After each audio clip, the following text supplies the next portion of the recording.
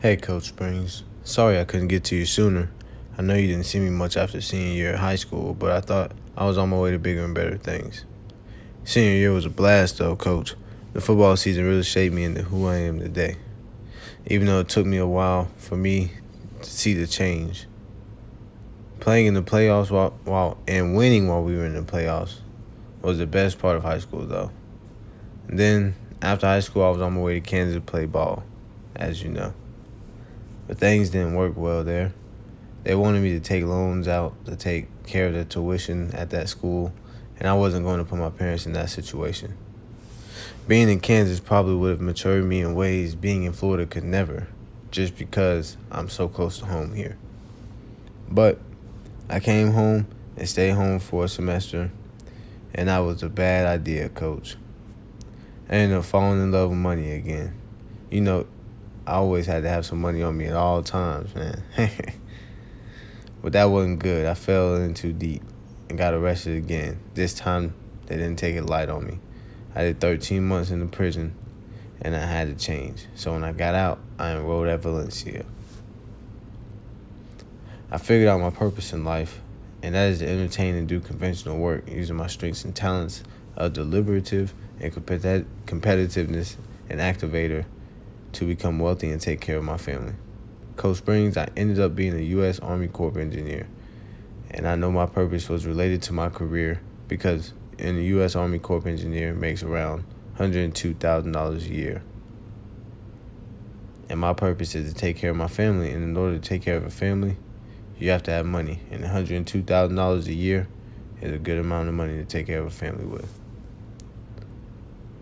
When I realized I wanted to be a U.S. Army Corps engineer, I knew that I had to get a degree in civil engineering. So that is what I pursued in college. Who would have thought that Brian would be going to college to be an engineer? Nobody.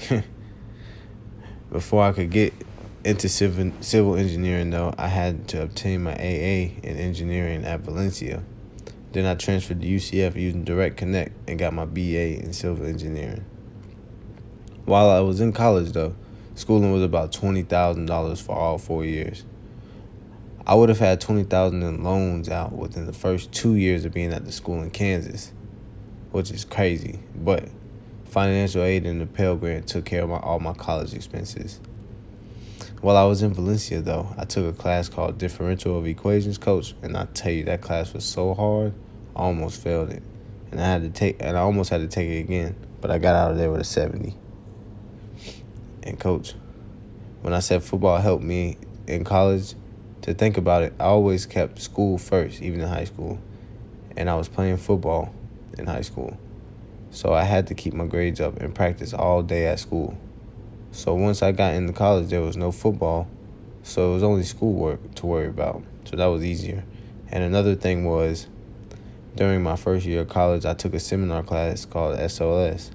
And we did an assignment called the Academic Blueprint. And that lesson taught me how to find classes I need in order to get into my major. And without that, college would have been 100 times more. I would have been more dependent in college. So I'm thankful for that course.